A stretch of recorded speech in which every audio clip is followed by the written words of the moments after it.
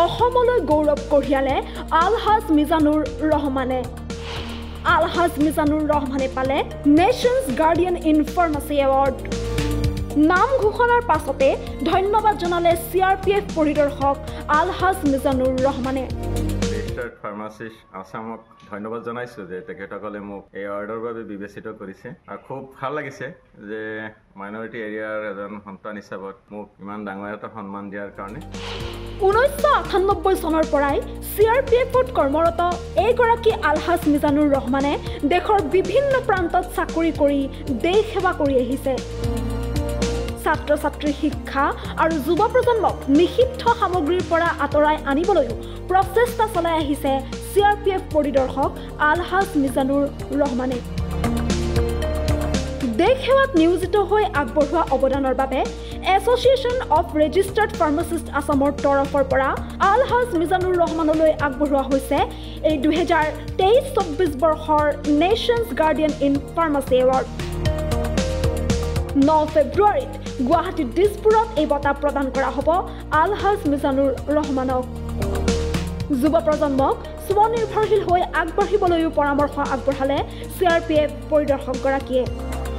তেখেতসকললৈ মোৰ অকৃত্ৰিম শ্ৰদ্ধা আৰু ভালপোৱাও জনাইছোঁ যে তেখেতসকলে ইমান সুন্দৰ এটা এৱাৰ্ড মোৰ বাবে নিৰ্দিষ্ট কৰিছে বা মোক বিবেচিত কৰিছে, তাৰ বাবে তেখেতসকলক মোৰ পৰিয়ালৰ ফালৰ পৰা আন্তৰিক ধন্যবাদ জনাইছোঁ। আপোনালোকে নিশ্চয় জানে যে মই 1998 চনৰ পৰাই CRPFত কৰ্মৰত।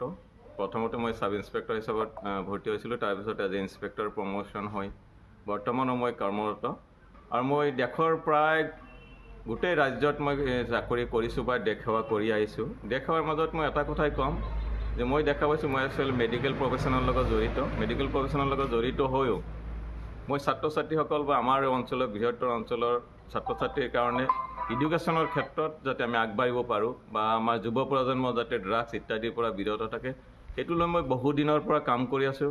আৰু মই যেতিয়া ছত্তীশগড়ত আছিলোঁ মাওবাদীৰ সন্ত্ৰাসবাদীৰ আক্ৰমণৰ সময়ত আহত সৈনিকসকলক, তাৰপিছত মাওবাদীৰ আদিবাসী অঞ্চলৰ যিমান ধৰণৰ নিম্নবিত্ত পৰিয়ালৰ মানুহ আছে তেখেতসকলকো চিকিৎসা সেৱাৰ ক্ষেত্ৰত আমি যথোপনিষ্ঠভাৱে চেষ্টা কৰি আহিছোঁ আৰু ভৱিষ্যতেও দেশ সেৱাৰ কাৰণে কাম কৰি যাম বুলি মোৰ দৃঢ় বিশ্বাস।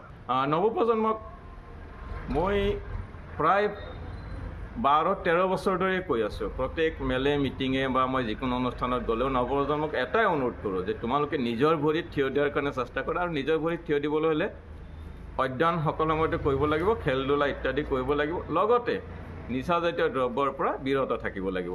এই নৱপ্ৰজন্মলৈ মোৰ বিনম্ৰ অনুৰোধ।